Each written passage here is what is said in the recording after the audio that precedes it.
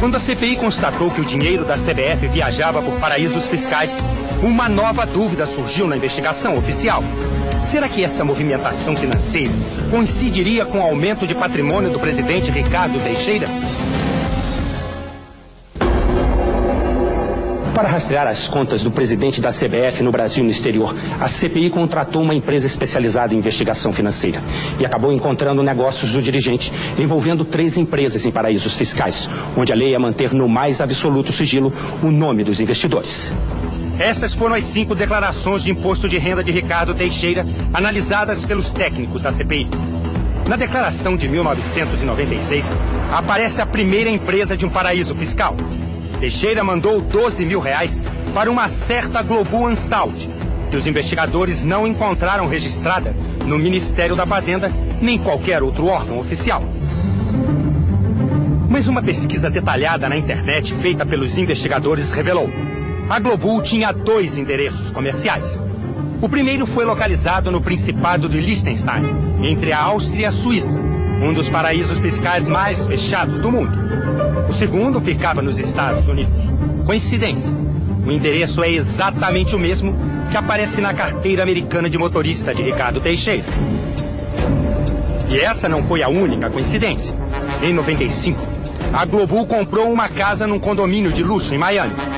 A mesma casa usada por Ricardo Teixeira nas férias. Em 97, a Global comprou outra casa. No início desse ano, ela foi vendida para o presidente da CBF. E ele ganhou um bom desconto. A Global pagou quase $925 mil pelo imóvel, que repassou por 800 mil. $125 mil a menos. A empresa tem um dono. A empresa tem um dono. Pronto. Quem é o dono dessa empresa que lhe vendeu a casa? Eu não entendi a sua pergunta. O dono da empresa que o senhor comprou. Eu não sei porque quem me vendeu a casa foi o procurador da empresa nos Estados Unidos. Outra coincidência. Os dólares que a Global recebia de Ricardo Teixeira chegavam por meio desta corretora do Rio de Janeiro, Swap Sociedade de Câmbio Limitada. A mesma corretora que recebeu mais de R$1 milhão como intermediária dos empréstimos da CBF no exterior. Entre os donos da Swap apareciam 2 sócios e amigos de longa data de Ricardo Teixeira, Renato Tiraboshi e Otávio Keller. A CPI investigou a vida financeira de Otávio Keller e descobriu uma segunda empresa em paraíso fiscal. Além de receber comissões da CBF, Otávio Keller foi sócio de um dos restaurantes de Teixeira, o Chopp 2001 do Grupo El Toro. E foi ele quem vendeu esta casa, numa das áreas mais valorizadas do balneário de Búzios, no Rio, para a empresa Ameritech Holding, das Ilhas Virgens Britânicas. A Ameritech, por sua vez, repassou a casa para a empresa Minas Investimentos, que pertence a Ricardo Teixeira.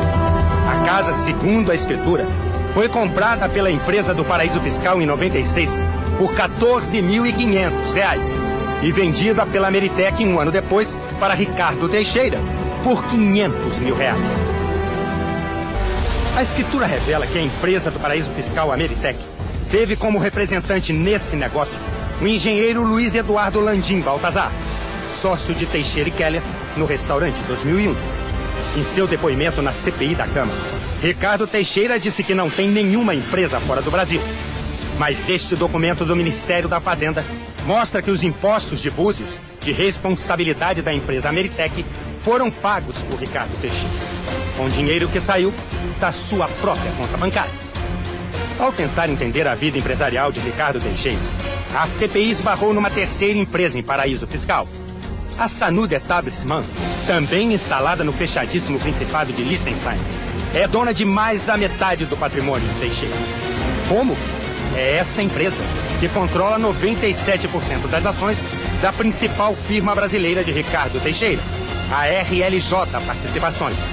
É dona até da casa onde mora o presidente da CBF. O irmão de Teixeira, Guilherme, era o representante da Sanud no Brasil, posto agora ocupado pelo dono deste CPF, como informa o documento.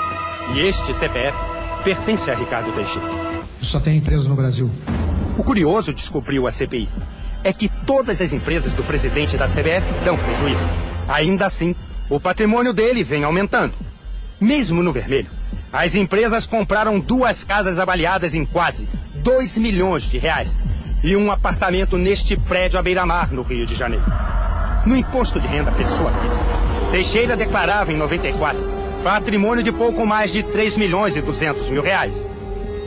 De 94 até o início desse ano, seus bens cresceram mais de 3 milhões de reais. Comprou a casa dos Estados Unidos. Esta casa de veraneio na região serrana do Rio. Os móveis são variáveis aqui nessa área, mas a partir de 650 até R$1 milhão dá para fazer negócio.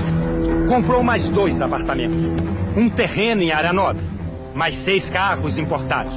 Mandou construir um barco e uma lancha. A CPI descobriu pistas de algumas fontes do enriquecimento de Ricardo Teixeira. Além de seu salário como presidente da CBF, as aplicações sempre certeiras que faz no mercado de ações e de dólar. Eu sempre fiz muitas operações no mercado de capitais, até porque minha formação é de mercado de capitais. De 96 até este ano, como comprovam informações da Bolsa de Mercadorias e Futuros, o dirigente participou do mercado em 46 meses. Ganhou mais de 6 milhões de reais e perdeu pouco menos de 300 mil. Ele movimentou um fluxo impressionante. Mais de 2 bilhões e 300 milhões de reais. Quase a totalidade. Mais de 1 bilhão e 800 milhões de reais foi aplicada por meio da corretora DC. E foi nesse ponto que a CPI encontrou mais uma coincidência. Um dos antigos sócios da corretora Swap, a mesma que fez a intermediação dos empréstimos da CBF e que mandou dinheiro de Teixeira para a empresa do paraíso fiscal, Globul, trabalha na DC. Renato Tiraboshi também foi sócio de Ricardo Teixeira no Chopp 2001 do Grupo El Toro. Este ano, foi ele quem acertou a comissão de 8 milhões de dólares, quase 20 milhões de reais, como intermediário do mais novo contrato da CBF com uma empresa de bebidas. Mesmo ganhando dinheiro no mercado, recebendo o salário da confederação e comprando bens, Ricardo Teixeira, assim como a CBF, pegou empréstimos no exterior.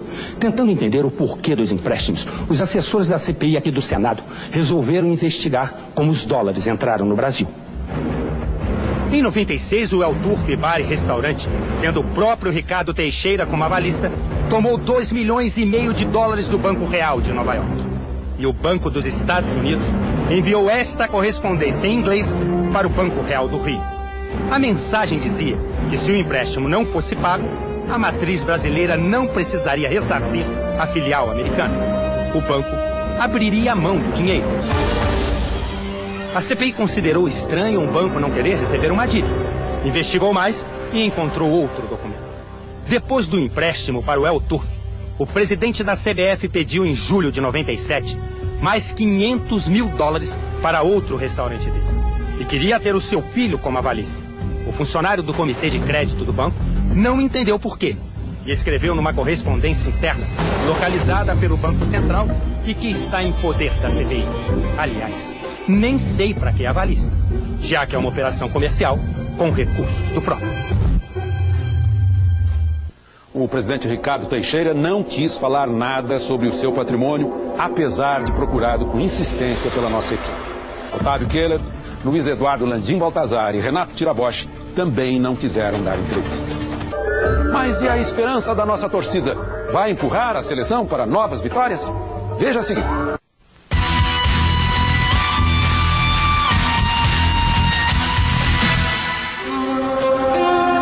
Jürgen Wendt, um brasileiro. Seu Moraes, brasileiríssimo. Isso aqui é a indumentária gaúcha, né? E aquilo ali é decisão. E Jürgen Wendt toca na praça, solista de uma cidade imobilizada. Adiós, irmão. Eu nunca vi uma emoção tão forte das pessoas em participar tanto da seleção. E o Seu Moraes, 60 anos, coração incansável.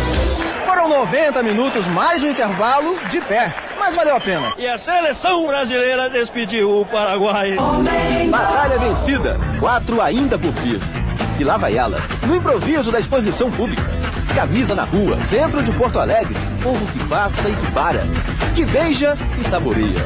Gosto de quê? De vitória, vitória, vitória. Abacaxi, abacaxi, e que abacaxi?